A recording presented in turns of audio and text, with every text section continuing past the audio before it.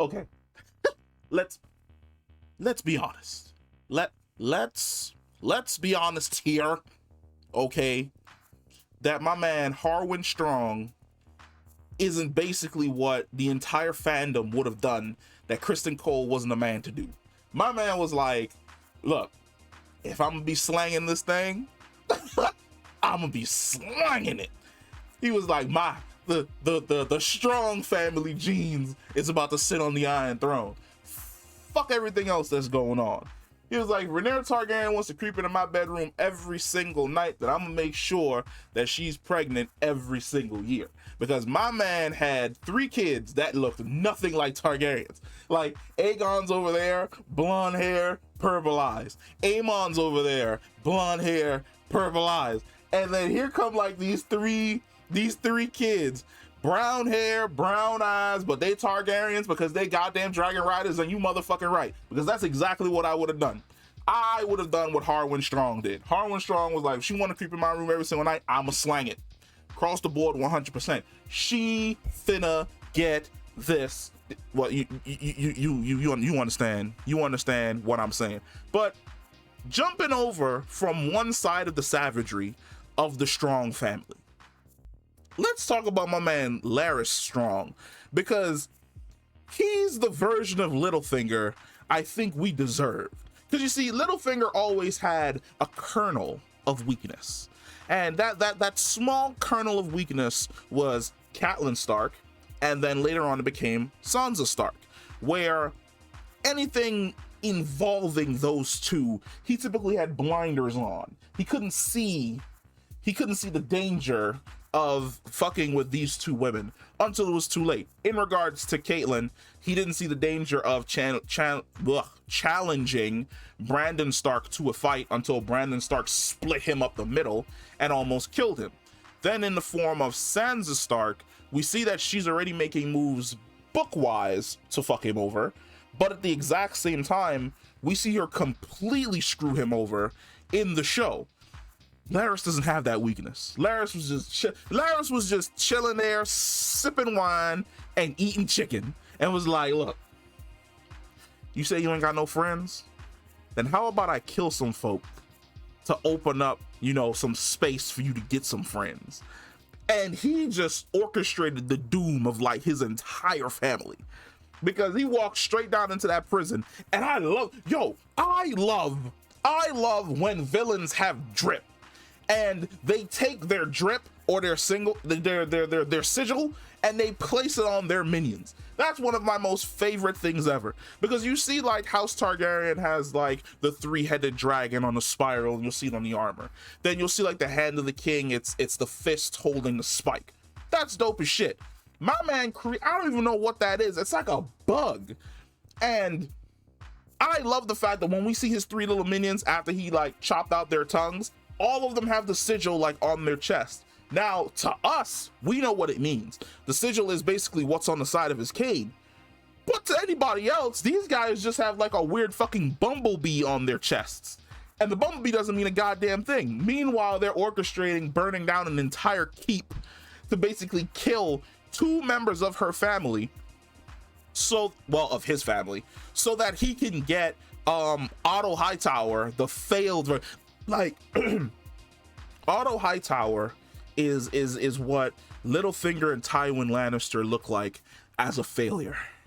Like he's proof of a failed concept. Larys Strong is what Littlefinger would look like if he had no weaknesses.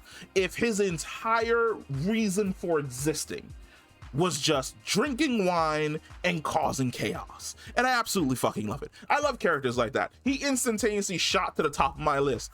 It's dark, I agree, the man's just out here killing his family. But at the exact same time, you gotta do what you gotta do to get to the top of the Iron Throne, baby. Like, you gotta jockey for that position. It's like Corlys told Daemon 3 episodes ago, we are the second sons.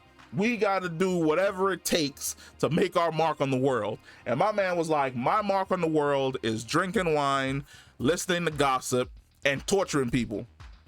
And god damn it, if I gotta kill my older brother and my father to continue doing what I enjoy, well, they gots to go, because he instantaneously debated and killed his ass. And I'm kind of mad. Like, I know book wise this is how Harwin goes out.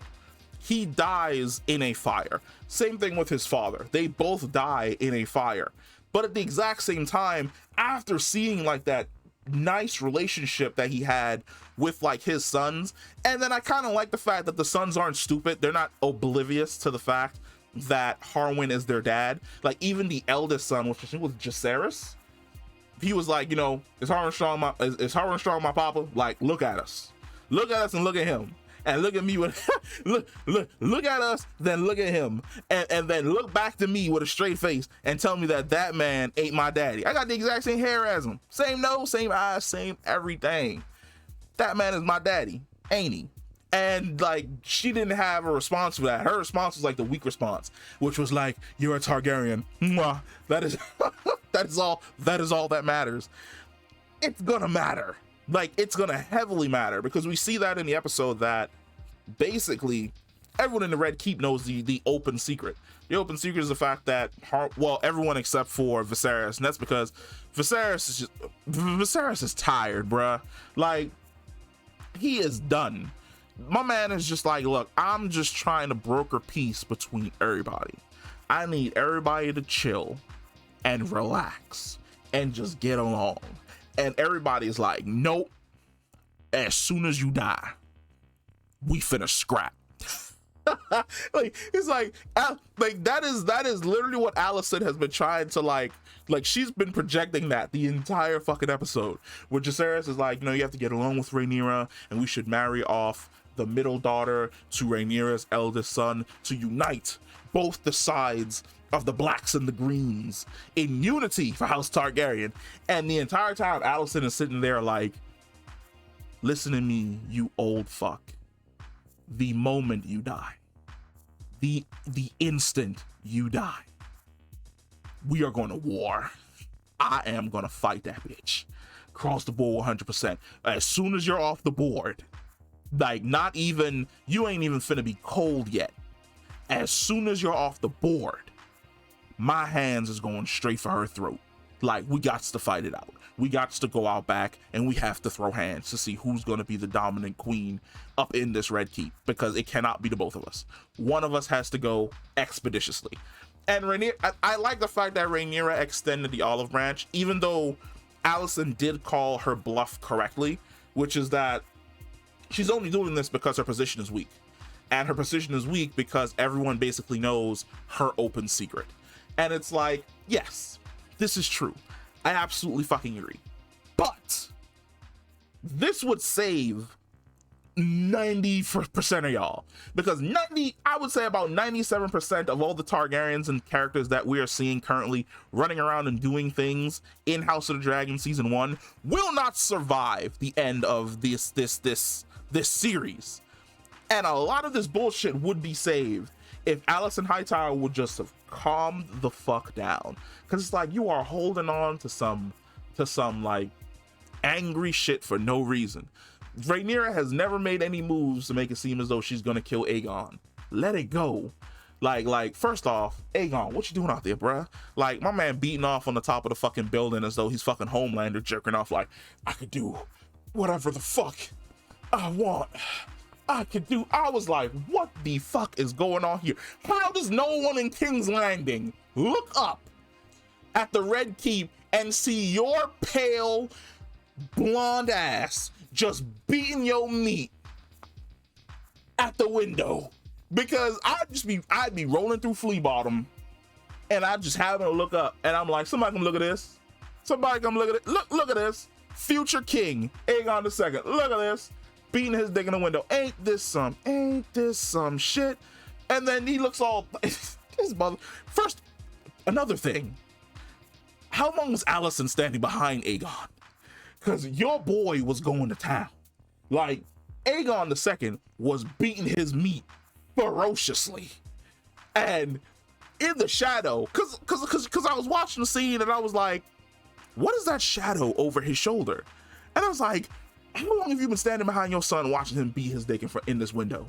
Like, let a black mother had walked in on that scene. She would have snatched his ass right out that motherfucking window, and it would have been skibbity paps. Just, he'd have been getting his ass whooped. That'd have been all types of motherfuckers, and you're nasty. I was like, what is going on here? The most dysfunctional, the Targaryens are the most dysfunctional family ever. And when you marry into the Targaryens, you don't become better. You become just as fucking dysfunctional as everybody else. On a side note, rolling back, I absolutely love watching Harwin Strong beat the shit out of Criston Cole in the little practice arena, because he was being a dick and he deserved to get his shit rocked. And I love the fact that he got his shit rocked, and I just didn't see him for the rest of the episode, because I was like, yeah, you would have maester or somebody, because Harwin beat the brakes off your face and called it a day. They don't call that man break bones for nothing, because he broke your shit, sent your ass to the infirmary. Like, he beat you so bad that you were ejected from this episode and sent it to the next episode. That is insane. Daemon being Daemon, not even Daemon being Daemon, but like, his whole story arc is so interesting, because you're basically watching a man try to go against his nature, where he has like that really nice conversation with Rhaenyra. Targaryen name conventions are just aggravating, but where he explains essentially that here, and I believe they were in Essos, he was like, over here we don't have to worry about blood, we don't have to worry about political backfighting, we don't have to worry about investigations and intrigue and bullshit or anything along those lines. It's just us and the kids. And you can see that, like, he's really doing it to keep them safe, but he's chafing under it. He's 100% chafing under this role that he's basically decided to put both him and his children under. And she sees it, and she wants him to return back to Westeros, where he's gonna be basically the Daemon Targaryen that we're familiar with. And she loses the baby. And one of the things that I actually like is the fact that he says no. He doesn't say no, but he shakes his head no, and then looks into the bedroom and she's gone. And that's completely different from Viserys, because when Homeboy came to Viserys and was like, yeah, we need to cut your wife open in order to save this child, Viserys was like, go ahead, do it. Even though I know that the queen's gonna die, go ahead, knock that shit out. Daemon actually looks fucking terrified.